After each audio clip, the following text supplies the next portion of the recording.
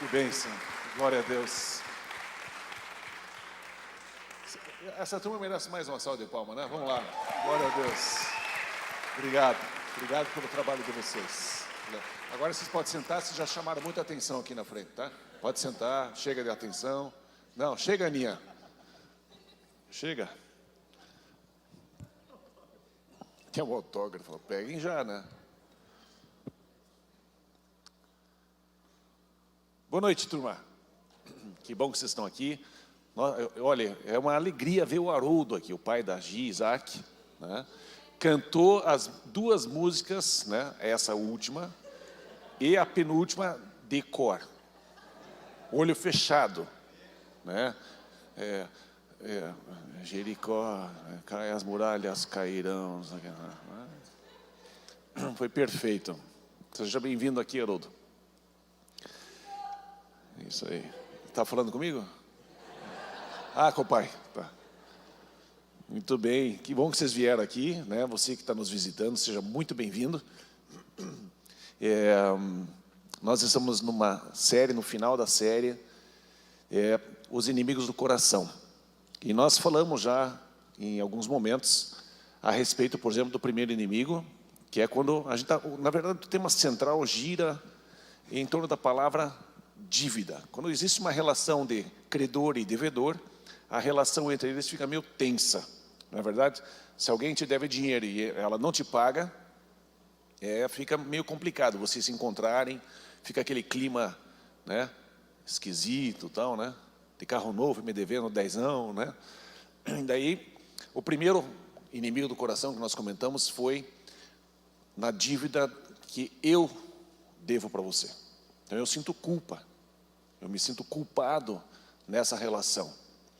E qual é a cura que a gente traz para esse tipo de culpa, para esse sentimento, para esse inimigo do coração? É a gente ir até a pessoa e dizer, me perdoe. Lógico que eu devo pagar a pessoa, né? Eu te devo 1 milhão aí, Deus lhe pague, né? Mas realmente devo restituir alguma coisa para a pessoa, mas eu devo pedir perdão para a pessoa. O segundo inimigo que nós comentamos foi aonde a pessoa me deve. E aí eu começo a sentir raiva da pessoa. E a maneira de eu me livrar desse sentimento é simplesmente eu perdoo a pessoa.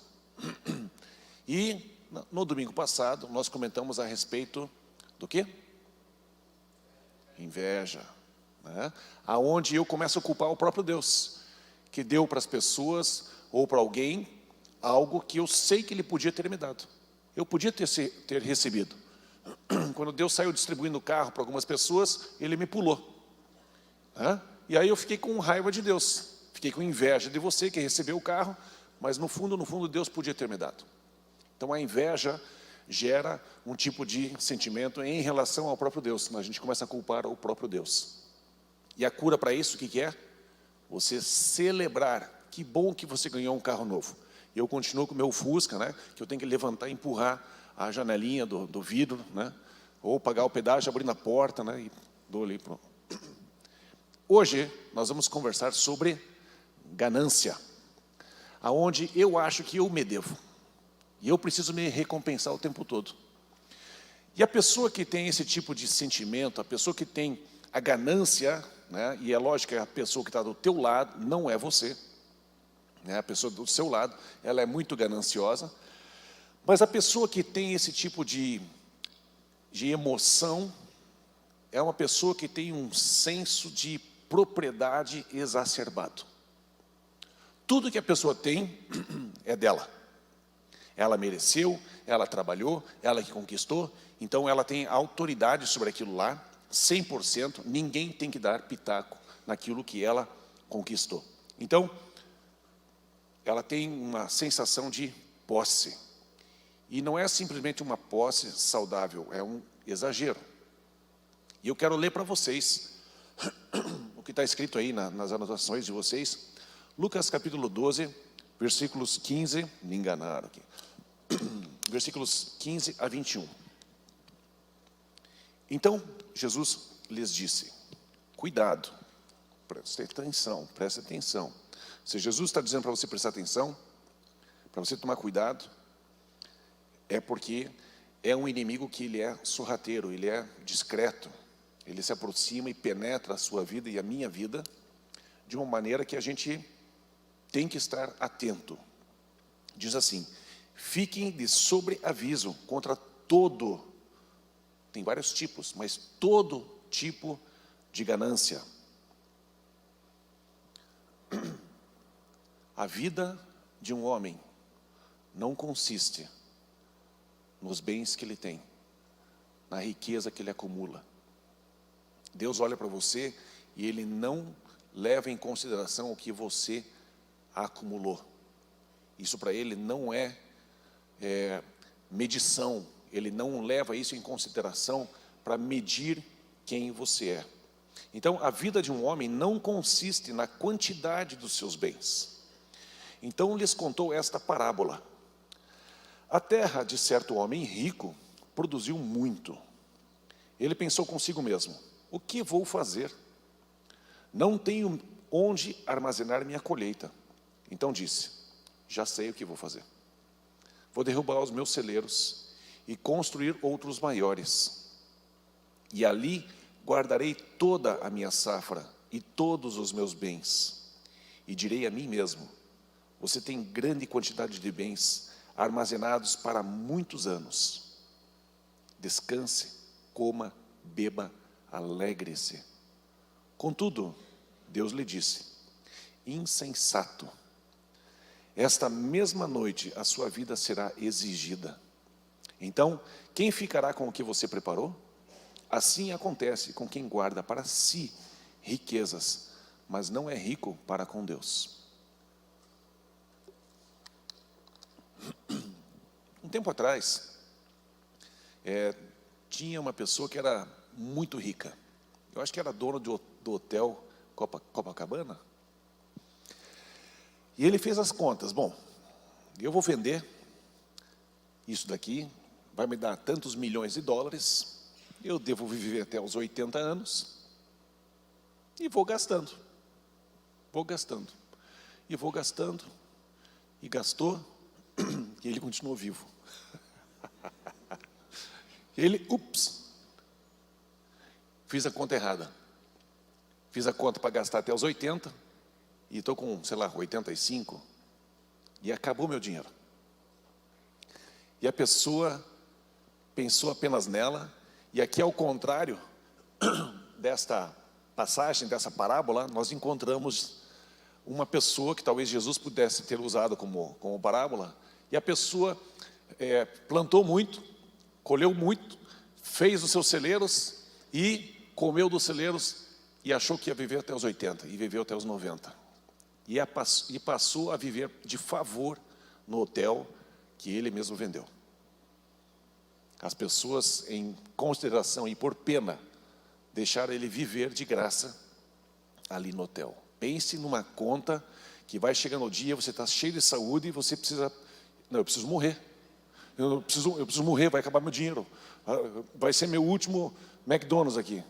Acabou. Agora eu tenho que morrer, Deus. Eu preciso morrer. Acabou o dinheiro.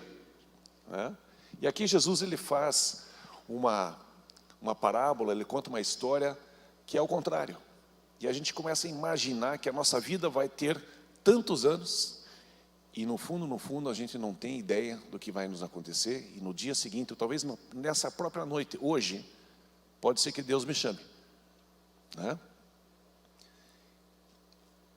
E aí, o que eu vou fazer?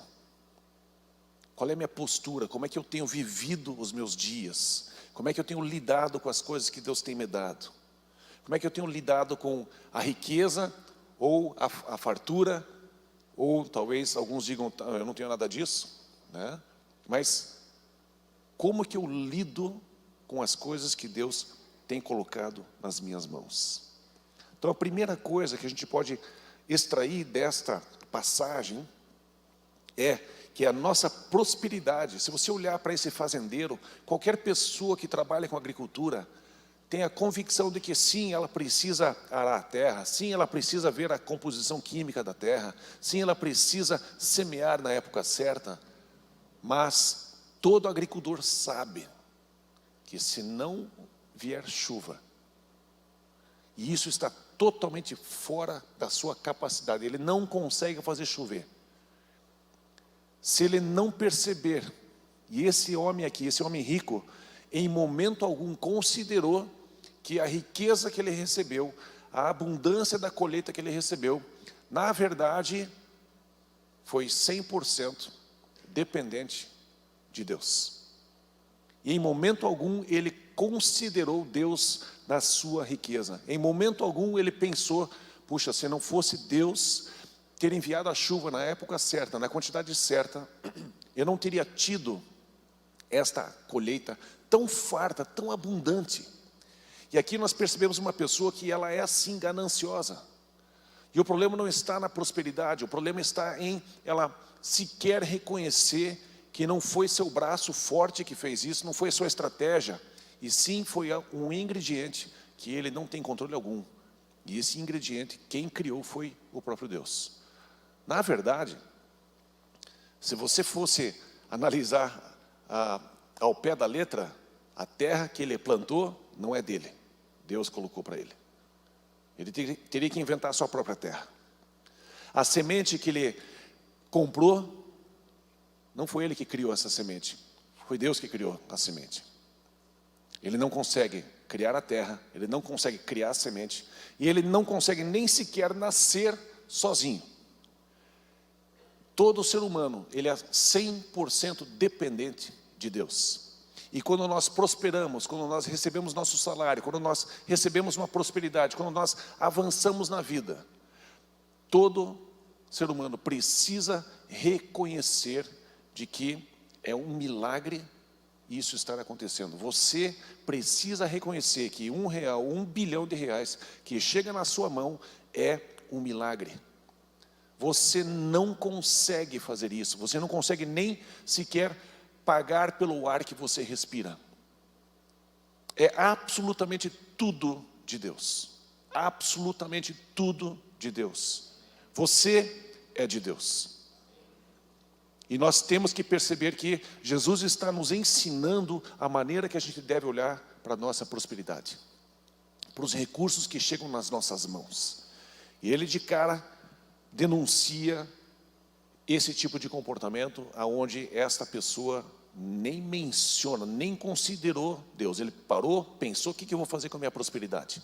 Já sei, eu vou fazer isso, eu vou fazer mais aquilo, e eu vou fazer isso para mim, para que eu tenha uma vida gostosa, uma vida confortável. Não considerou ninguém mais, não considerou sequer a Deus. Segundo ponto, o ganancioso nunca pergunta o que Deus quer fazer com a nossa prosperidade, ou com a sua prosperidade. Ele parou lá sozinho e olhou para aquela abundância de colheita que ele teve, e ele simplesmente pensou sozinho, refletiu sozinho. E muitas vezes nós fazemos isso. A gente pensa, o que eu vou fazer com este dinheiro que entrou? Eu vou tirar férias, eu vou fazer isso, eu vou comprar meu carro, eu vou trocar de carro, eu vou fazer tal coisa, eu vou fazer tal coisa, eu vou fazer e eu vou fazer. Ainda que esteja debaixo do seu controle, debaixo da sua autoridade, Jesus está nos mostrando que nós precisamos considerar Deus. E nós vemos que esse homem rico, em momento algum, perguntou, Deus, o que é que o Senhor quer? Quando chega o salário na sua mão, você decide tudo sozinho? Ou você pergunta, Deus, o que é que o Senhor quer que eu faça com esse salário? O que é que o Senhor quer que eu faça com essa oferta? O que é que o Senhor quer que eu faça com esse lucro? O que é que o Senhor quer que eu faça? O ganancioso, ele não consulta a Deus. Ele simplesmente vai e decide. Como se ele fosse a única pessoa na face da terra. Como se ele fosse responsável por tudo, e é por causa dele que esse dinheiro chegou. E é por causa dele apenas que ele conseguiu avançar na vida. O ganancioso, ele acaba planejando, e o planejamento dele não é suficiente. Basta ver aquele exemplo do homem rico que vendeu o hotel e pensou que ia viver até os 80 anos e planejou errado. Você pode também ver esse homem rico que planejou viver muito e viveu só até aquela noite. O homem ganancioso, ele não tem noção do ingrediente espiritual, do ingrediente eterno. Ele perde de proporção aquilo que realmente vai permanecer. E você e eu precisamos olhar para Deus e olhar para as coisas que chegam nas nossas mãos.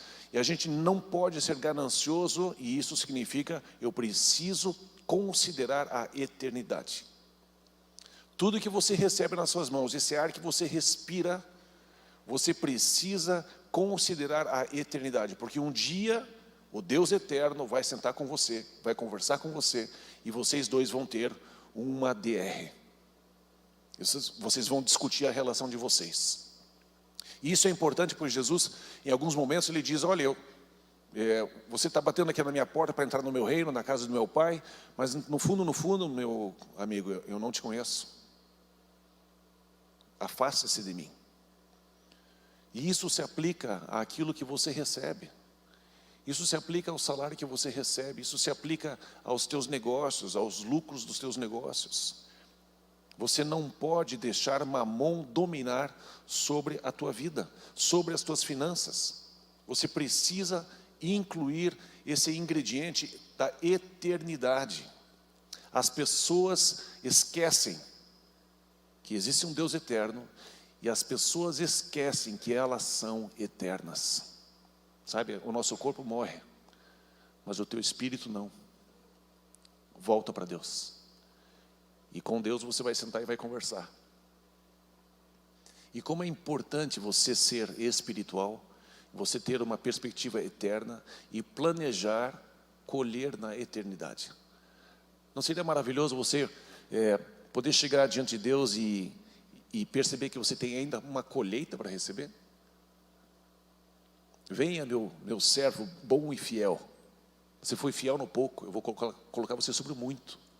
Então é muito importante que eu olhe para as coisas que estão nas minhas mãos e eu pense, Deus, eu quero fazer aquilo que o Senhor quer, porque isso aqui é teu, né? E eu preciso pensar sobre isso, eu preciso pensar nessas coisas. Então, o tempo dele acabou antes das coisas acabarem. A gente começa a valorizar demais certas coisas e a gente esquece que o nosso tempo é finito. E esse homem ganancioso, ele imaginou uma coisa. E às vezes a gente imagina certas coisas com a nossa riqueza, com a nossa prosperidade, que a gente vai desfrutar assim, assim, assim, assim. Mas às vezes a gente recebe tanto de Deus, e esse homem aqui, o tempo dele acabou antes que as coisas acabassem. Que fim triste. Você imaginar uma coisa, desconectado de Deus, e na própria noite que você está planejando, você é chamado para prestar contas diante de Deus. Agora, é interessante que você e eu, nós caímos nessa rotina, né? Nesse ciclo vicioso. Tenho certeza absoluta do seguinte: se faltar dinheiro para você, você vai chegar diante de Deus e vai falar assim, Deus, me ajude, eu preciso de dinheiro. Deus, eu preciso dos recursos. Deus, eu preciso disso. Deus, me ajude nisso. Deus, eu preciso receber. Deus, eu preciso. Deus, o meu salário é pequeno. Deus, eu preciso de um aumento. Deus, eu preciso de uma promoção. Deus, eu preciso crescer, eu preciso vender, eu preciso fechar negócios, eu preciso prosperar mais. E você chama Deus para a tua situação. E a gente pede que Deus intervenha.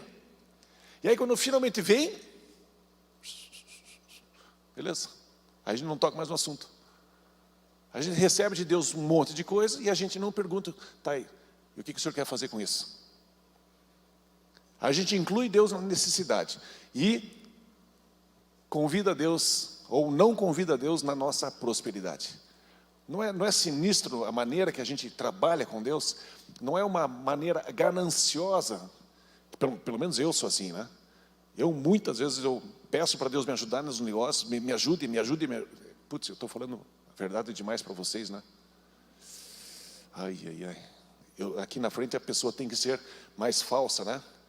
Que nem a Aninha, né? Ela não sabe mentir, né? Então, é que nem a pessoa que fala assim, não, agora eu vou ser sincero com você. Não estava? Né? É o vendedor, né? Não, agora vou ser sincero com você. Estava na hora, né?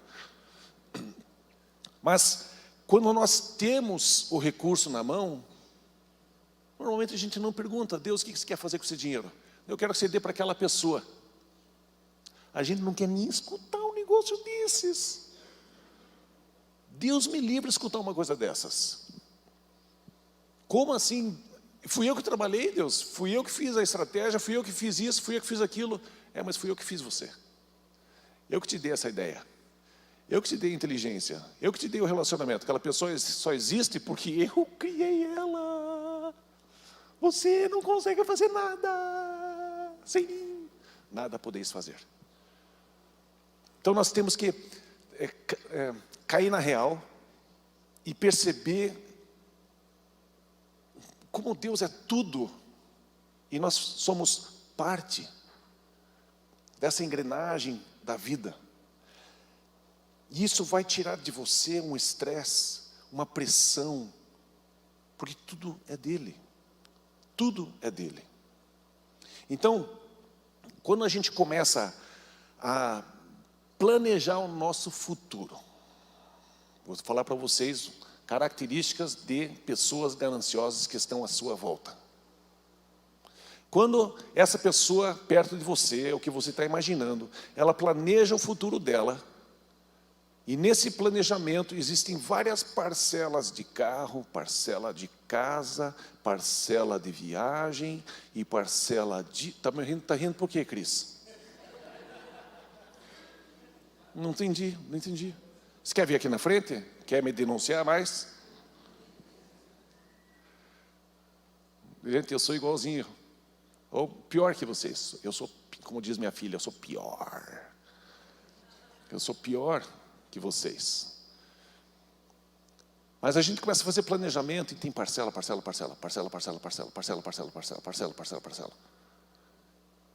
E aí, alguém chega para mim: escute, Ronald, você pode me ajudar? Não dá, estou cheio de parcela. Eu vivo sem margem, eu vivo sem sobra, não tem folga no meu orçamento.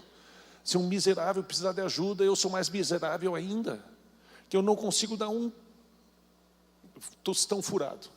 Eu ia falar outra coisa. Eu não consigo, eu não consigo. É porque pensa que nem eu. Porque eu sou ganancioso, e o meu planejamento não inclui margem, não inclui sobra, para que se por acaso alguém precisar de ajuda, eu possa ajudar. E eu sou culpado disso. Por quantas e quantas vezes a Cris e eu, a gente conversava, e a Cris falava assim: vamos comprar esse carro aqui, essa BMW, Ronald.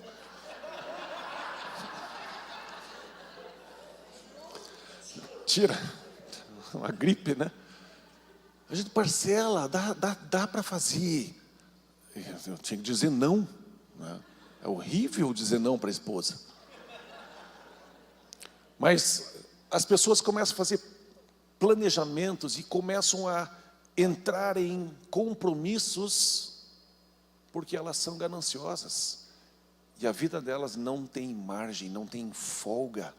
Qualquer probleminha que dê, você já traz a parcela, você já se estressa, você já se incomoda, a sua vida vira um inferno, porque você é ganancioso. Eu sou ganancioso, nós somos gananciosos.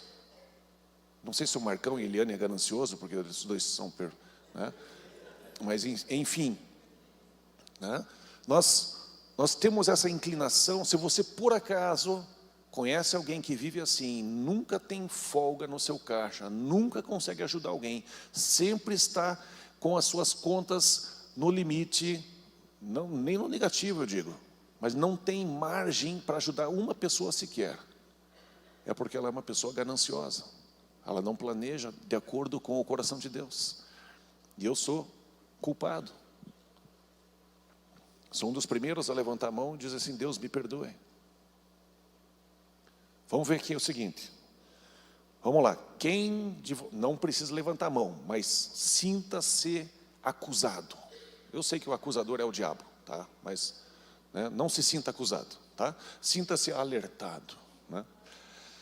No seu planejamento, você põe lá, meu salário, R$ 5.000. Primeira coisa que eu lanço lá, dízimo, R$ 500.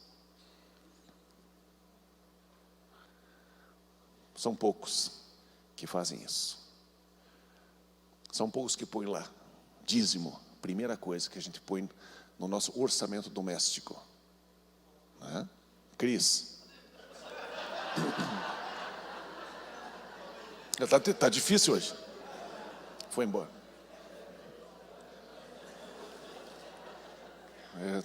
A gente precisa conversar em casa depois sobre as finanças. Você tirou isso da lista, Cris? Foi buscar envelope para pagar hoje. Se por acaso no seu planejamento doméstico você não põe lá dízimo, você no seu orçamento chegou lá embaixo, não tem margem para você fazer uma oferta, você é ganancioso. Eu sei que você quer ir embora, eu sei que você está com raiva de mim já, mas é assim. A gente acaba sendo exatamente esse tipo de pessoa. E no fundo, a gente gosta de ir numa igreja que não tem 10, 15, 20 minutos sobre uma pessoa aqui na frente falando sobre o apelo de você trazer uma oferta aqui na frente, porque Deus vai prosperar você, porque quem semeia pouco, colhe pouco, quem semeia muito, colhe muito, e assim. Porque no fundo, a gente não quer que ninguém meta a mão no nosso dinheiro. A gente não quer que as pessoas nos digam o que fazer com o dinheiro. Muito menos se o pastor da igreja tira um salário gigantesco da igreja, né? Então, a gente não gosta dessas coisas. Mas como eu não recebo dinheiro da igreja, eu posso falar, né? E vocês vão ter que me engolir, Zé Galo. Se eu não planejo o meu futuro, e eu gasto tudo que eu recebo, eu sou ganancioso. Conhece alguém assim em volta de você? Conhece alguém da família? O cunhado, por exemplo, né? Provavelmente o cunhado é exatamente essa pessoa, né? E aqui qual é o remédio para você quebrar, ser curado desta ganância? O que é que você pode fazer? Obviamente, para conseguir fazer isso que eu vou te propor, você precisa organizar as tuas finanças. Você precisa colocar, como Jesus disse, colocar Deus na equação. Ser rico para com Deus. Mas eu preciso ser generoso. Eu preciso olhar ao meu redor. Eu não posso olhar apenas para as minhas necessidades. Eu estou inserido no corpo de Cristo. E tem pessoas que precisam de ajuda de vez em quando. E você precisa colocar margem no teu salário. Você precisa trabalhar essa organização, esse planejamento do teu orçamento doméstico. E aqui eu quero dar um exemplo. Você precisa organizar de maneira percentual.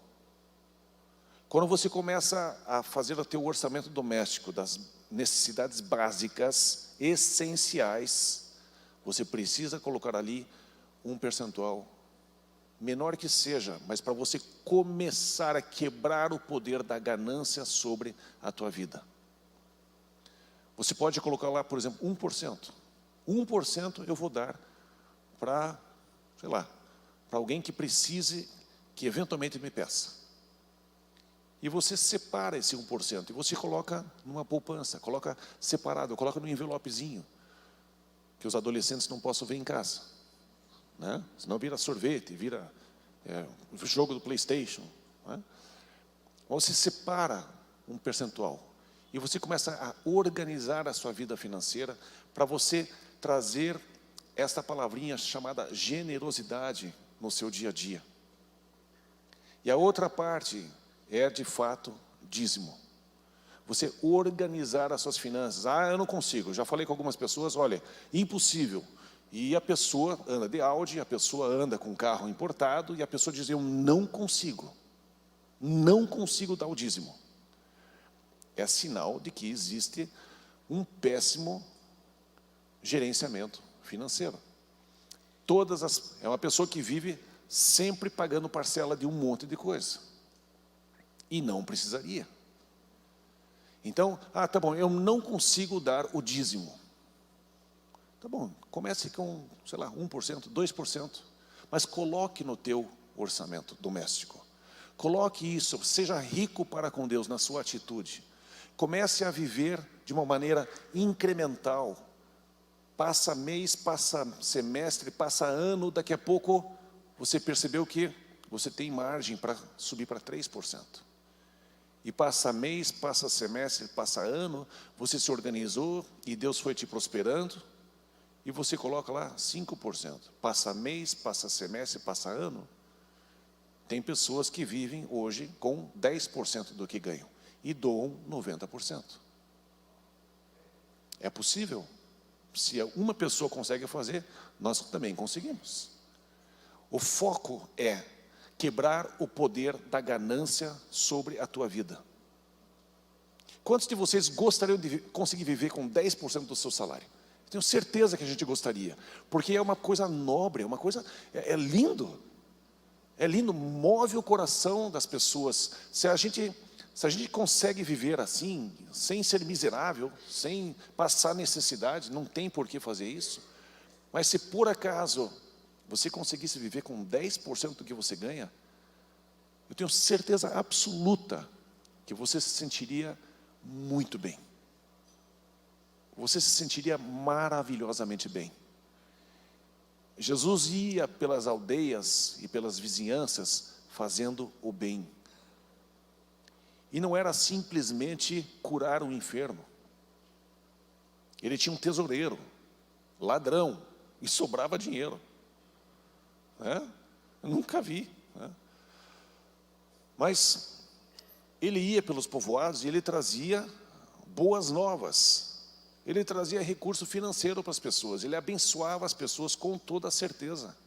Com toda certeza, Jesus fazia isso. Senão, ele não poderia falar a respeito de ser rico para com Deus. Jesus abençoava as pessoas, também financeiramente. Ele alimentava as pessoas. Ele cuidava das pessoas. Ele não era ganancioso. Ele não é ganancioso. Ele dividiu a herança dele com bilhões de pessoas. E é engraçado que na economia de Deus, quando a gente divide, a gente cresce. Quando a gente retém, a gente empobrece. E o que Deus quer de você e de mim é que a gente tenha essa consciência de que o dinheiro, ele exerce um poder sobre você emocional muito violento. E ele arrebenta com as pessoas quando elas dependem do dinheiro. Eu sei que todos nós precisamos de recursos financeiros, mas Deus sabe disso melhor do que você, melhor do que eu. Ele sabe do que você precisa. E jamais vi um justo sequer mendigar o seu pão. E eu quero, na verdade, introduzir para vocês o que nós vamos fazer na próxima série. E eu vou falar sobre o cerco, quando as cidades eram sitiadas e o que acontecia. Mas antes, eu quero que você pense que se você morresse hoje, o fato de você não conseguir levar as suas riquezas junto para o próximo mundo, que nem os vikings acreditavam, né? Joga lá, enterra um monte de joias e ouro e pedras e um monte de coisa, junto com o rei, né? O seu viking ali, enterra isso porque quando eles chegarem em Valhalla, né?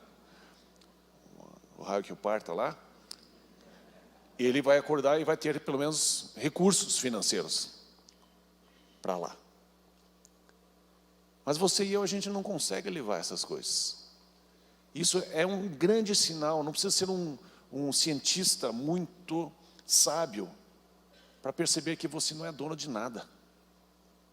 Literalmente, você e eu somos mordomos. Somos administradores daquilo que Deus coloca nas nossas mãos. Então, não faz sentido nós sermos governados pelo dinheiro. Não faz sentido sermos governados por mamon. Não faz sentido ficarmos angustiados, desesperados por causa de recursos materiais. Deus, Ele está vendo tudo que você está passando. Deus está vendo a luta que cada um de nós tem, e ela é genuína, ela é verdadeira, são sentimentos reais, e Deus não despreza essas coisas. Antes de eu vir para cá, Deus me mostrou alguns rostos. Eu vou falar os nomes de vocês para encorajar vocês. Fabrício e Raquel, Deus vai honrar vocês. Deus vai levantar vocês. Deus vai sustentar vocês. Deus vai continuar prosperando vocês. Duda, Julie, Deus vai levantar vocês. Vai prosperar vocês, e toda a história que vocês já escreveram, ela jamais vai ser apagada. E Deus vai sustentar e vai levantar vocês de uma maneira impressionante. A prosperidade que foi adiada, ela vai ser acrescentada.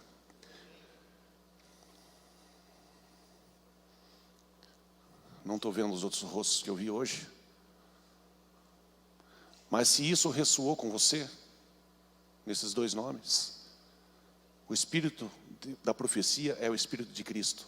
Se Ele fala isso sobre alguém, Ele fala isso para você. Se ressoou em você isso, é para você. Pegue para você, receba isso. Adriano, Deus viu tudo o que você já fez, e Deus continua vendo o que você quer fazer, e Ele vai continuar te sustentando, vai continuar te prosperando, e Ele vai te levar num patamar muito grande. Renda-se, continue rendido a Ele. Se isso combina com você, receba para você. Não rejeite, não diga que não foi só para ele. É para você, é para mim. Eu recebo isso, eu recebo isso. Mas eu quero que vocês percebam que nesses sentimentos todos, nesses 4 inimigos do coração que fala sobre dívida, nós temos um dos sentimentos que é o medo. Eu tenho medo de ir lá pedir perdão, o que vai acontecer? Eu tenho medo de perdoar, porque daí a pessoa pode fazer de novo. Eu tenho medo de mostrar para as pessoas quem eu realmente sou. Eu tenho medo nessa relação de dívida, credor e devedor. Mas existe uma passagem na palavra de Deus onde Jesus, Ele mostra isso para você e para mim. Teve um certo momento, e eu vou abordar esse assunto com mais profundidade na série O Cerco. Mas, como abertura, Jesus, Ele está no barco com os discípulos, e Ele diz, vamos para o outro lado. E vem uma tempestade, Jesus está incrivelmente, para mim Ele está fingindo, não é possível conseguir dormir, né, no barco, numa tempestade onde o barco está enchendo, né? E aí os discípulos vão lá, e são homens experientes, e eles ficam morrendo de medo. Eles têm muito medo, e vão lá e acordam Jesus. Jesus, nós vamos morrer, faz alguma coisa. E Jesus olha assim para eles, diz, por que tanta timidez? Aí ele levanta, acalma o mar, as ondas, o vento. E aí a palavra de Deus fala que eles ficaram sobremodo aterrorizados. Eles tiveram medo da tempestade, medo de morrer. Vem Jesus, fez o que fez, eles olham para ele, meu Deus, quem é esse homem? Quem é essa pessoa que está comigo nesse barco. E eles ficaram sobremodo aterrorizados. Primeiro eles tiveram medo da tempestade. Depois eles tiveram, meu Deus, com quem que eu estou andando? Eles ficaram com muito medo. Não sabiam quem ele era. Passa um tempinho, acalma-se, vão para o outro lado, acontece o que aconteceu lá. Voltam, multiplicam os pães. E Jesus manda os discípulos entrar no barco. E eles lembram o que aconteceu a última vez que eles estavam sozinhos no barco. Eu falei, não vou no barco. Eu não vou no barco, não vou no barco, não vou. Sem você no barco, não vou. Vai no barco, sim. Não vou, vai. E ele os impeliu para ir no barco e para eles irem para o mar. E eles, reme. Tem uma piadinha horrível, posso contar? Essa é boa, essa é ruim, mas é boa. Depois você conta do Cebolinha que foi no cinema para dizer qual é o filme. Não? Venha contar do Cebolinha, venha, conta aqui. Vai, conta. Eu não posso só eu passar vergonha aqui na frente, gente. Vai, você contou para mim e eu dei risada, achei muito engraçado. Conta aí do Cebolinha. É que tem gente que não vai lembrar, mas eu vou contar. O Cebolinha foi no cinema e levou 2 sorvetes. Como é que é o nome do filme que ele foi assistir? É, Lambo 2.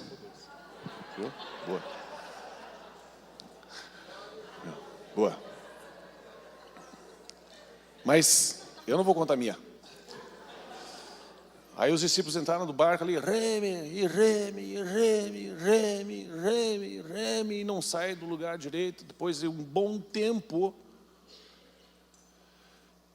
Jesus aparece andando sobre as águas. E eles ficaram morrendo de medo. E nas duas situações, Jesus dizia, não tenha medo. Não tenha medo. Como assim não tenha medo? Eu estou dizendo, não tenha medo. Corte isso. Não, gente, não tenha medo do que está acontecendo. Não tenha medo do que vai acontecer. Não tenha medo. Relaxe. Relaxe. Jesus vem andando sobre o mar. Eles ficam aterrorizados. Jesus disse, não tenha medo. Eles chegam no barco e imediatamente chegam do outro lado. Passa um tempo, eles começam a ficar cheios de coragem, né, e não deu tempo suficiente. Jesus é preso, Jesus é crucificado, Jesus é morto.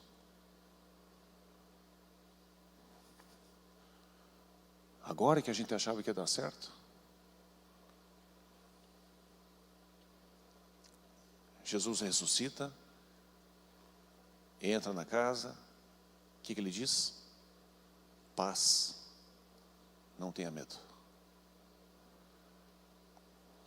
Sabe, gente, se eu pudesse dizer uma coisa para você todo dia, quando você acordasse, seria de tudo, no dia de hoje, uma coisa eu quero que você preste atenção. Não tenha medo. Gente, sabe, quando a gente ouve uma coisa dessas, e não importa o que você está passando, não importa, porque existe alguém maior do que a morte. E Jesus disse, por que você vai temer alguma coisa que pode só ferir teu corpo? Se é para temer alguma coisa, se é para você ter medo de alguma coisa, tema a Deus, que pode julgar você no inferno. Corpo e alma e espírito. Aí tudo bem. Porque as outras coisas não se comparam. E eu digo para vocês, agora eu falo para vocês em nome de Jesus. Não tenha medo. Vá para casa hoje em paz. Vá para casa hoje sabendo que Jesus vai acompanhar você. Ele vai te alcançar no barquinho que você está se batendo para remar, não está saindo do lugar, está se arrebentando, está cansado. Não importa o que aconteceu com você, Jesus vai dizer para você: ei, eu sei que está passando, eu sei que você está sofrendo, eu sei, mas não tenha medo. Em nenhum momento você vai ouvir Jesus dizendo alguma coisa diferente, a não ser dizer assim para você: ei, levante a cabeça. Levanta a cabeça. Levanta a cabeça. Deus quer que você levante a cabeça. Não tenha medo. Jesus está vendo. Jesus está acompanhando o que você está passando. Não tenha medo. Não tenha medo. Eu quero te perguntar, se a banda quiser vir aqui na frente, eu quero perguntar para você: existe alguma coisa que está te afligindo? Eu quero orar por você. Eu quero ter um momento, né? Faz o tecladinho para mim, Cris. Quero ter um momento aqui onde o Espírito Santo venha sobre você e Ele passe exatamente essas palavras espiritualmente para você. Que você perceba o Espírito Santo descendo sobre você, falando com você e ministrando para você paz. Jesus está dizendo para você: não tenha medo. Jesus venceu a morte. Jesus vence qualquer coisa. E mesmo diante da morte, os cristãos que construíram o cristianismo, mesmo martirizados, médicos legistas da época do Coliseu, ele chegou, olhava os corpos, analisava a anatomia, os nervos, tudo que havia no corpo do ser humano. Mas eles destacavam uma observação, dizendo o seguinte: quando a gente ia falar, porque eles não podiam examinar o corpo depois de morto, quando eles falavam com o cristão que estava prestes a morrer, enquanto examinava o corpo, eles disseram: neles havia paz.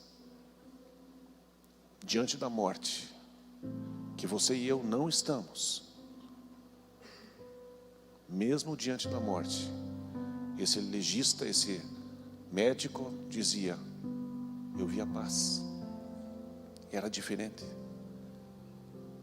Tem diferença.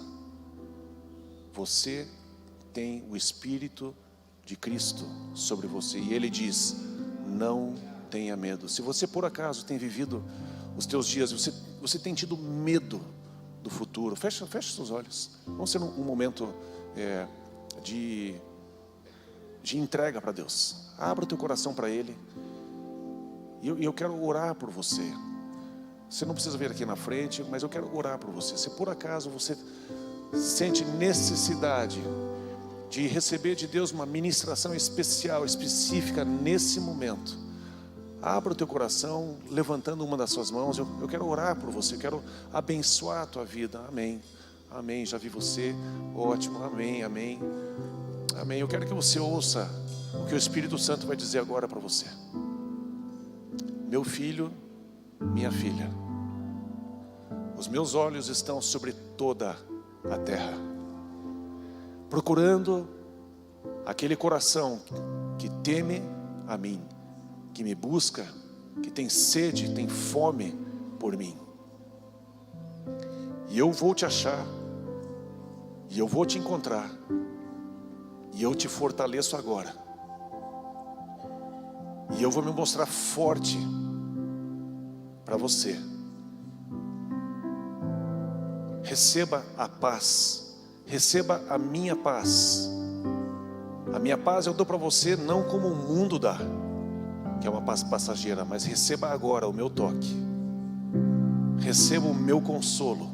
Eu sou o Consolador. Eu sou aquele que traz paz, e uma paz que permanece. Receba agora, vem Espírito Santo nesse lugar. Vem Espírito Santo nesse lugar.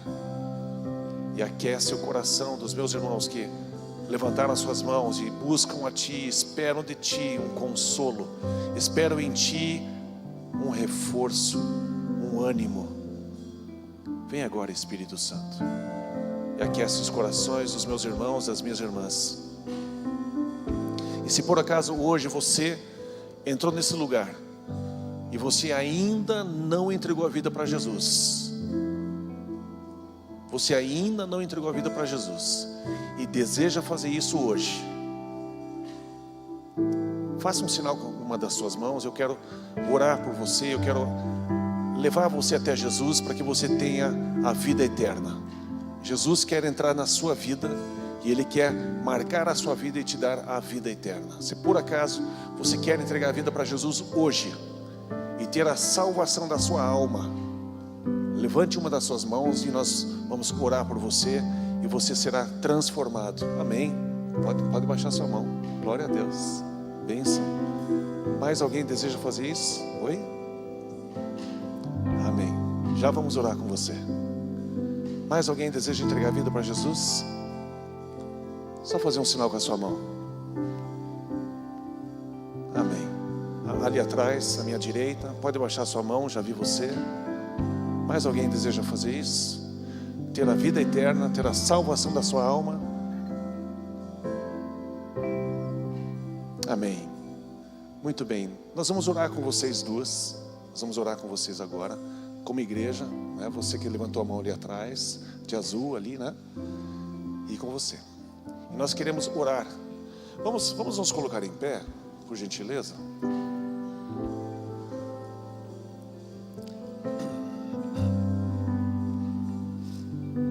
Nós vamos fazer da seguinte maneira. Se quiser ficar sentadinha, pode ficar à vontade, tá? Tá bom. O que Deus está fazendo agora nesse momento? Ele falou para o apóstolo Paulo o seguinte: que se você crer no teu coração que Jesus Cristo é o Filho de Deus, e se você confessar isso com a sua boca, Ele vai ouvir e Ele vai entrar no seu coração. Ele vai habitar em você. E aí Ele vai fazer mais uma coisa para você que levantou a mão também. Ele vai pegar o nome de vocês. Como é que é o teu nome? Yara e Denise. Ele vai chegar no dia de hoje. Que dia que é hoje? Dia 24 de abril de 2022. Ele vai anotar lá Denise e Yara. Ele vai abrir na eternidade. Quando nós estivermos na presença de Deus, Ele vai abrir um livro e vai chegar nessa data de hoje. É de arrepiar. É de arrepiar mesmo. Ele vai chegar ali em ordem alfabética, vai chegar assim. Denise, como é teu sobrenome? Freitas. Denise Freitas.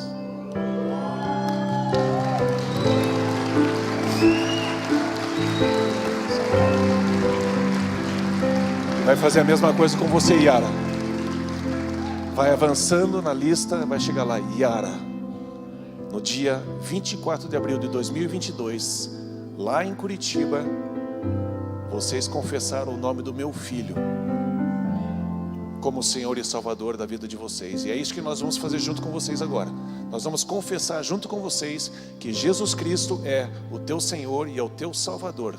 Que Ele morreu numa cruz por causa dos teus pecados, por causa dos teus pecados. Mas Ele ressuscitou.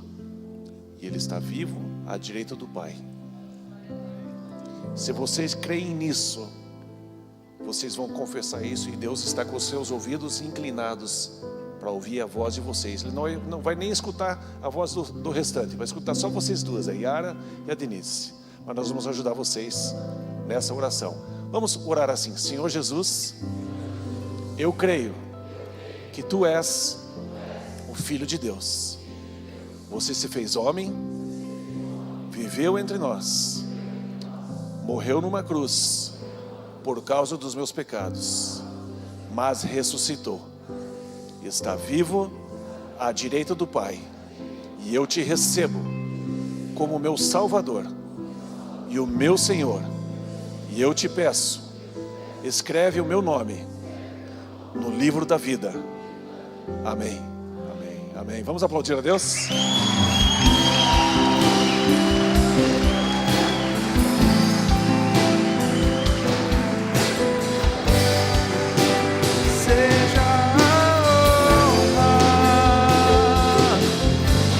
Exaltado tu és, digno de adoração, a Ele seja o louvor. Exaltado tu és, digno de adoração, a Ele seja a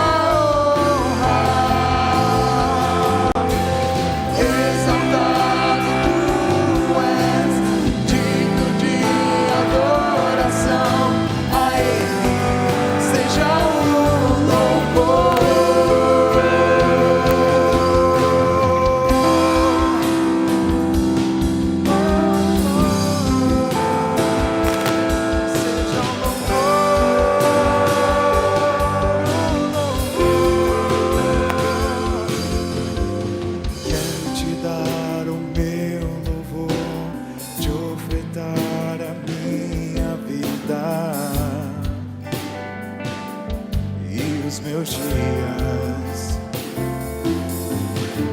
que o meu tempo seja para te adorar em todos os momentos. Exaltado tu és, digno de adoração, a Ele seja a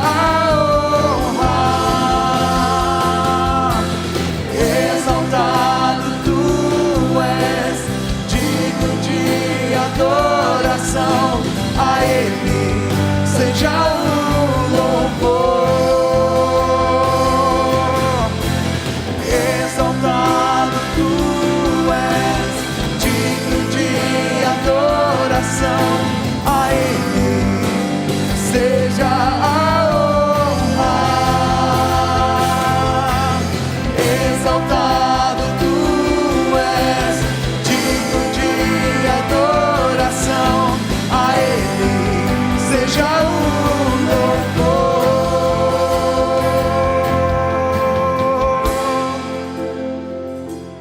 Cada minuto em tua casa é melhor do que muitos em outro lugar, em outro lugar. Cada minuto em tua casa é melhor do que muitos em outro lugar, em outro lugar. Cada minuto em tua casa é melhor do que muitos em outro lugar.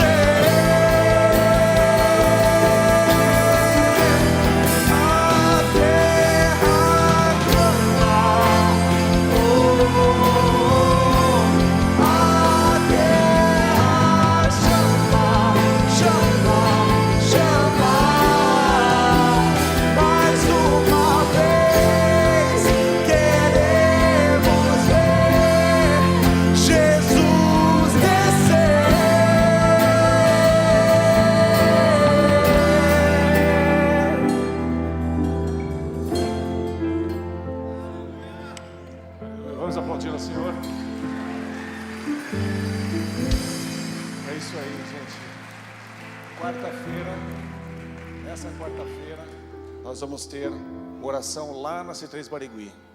Nós vamos continuar guerreando contra o inferno que tem se levantado contra a nossa igreja, que tem se levantado contra a tua vida. Eu quero convidar você a experimentar isso. Quarta-feira passada foi impressionante, foi muito forte, a presença de Deus foi fantástica. Eu quero incentivar você, faça dessa quarta-feira uma agenda muito importante, não falte, tá bom? Então às 19 horas a gente tem o curso, aliás às 20 horas a gente tem o curso do Apocalipse. Às 21 horas a gente começa a oração com louvor, adoração e oração, ok? Espero vocês lá. Uma boa semana, Deus abençoe e fique em paz, não tenha medo.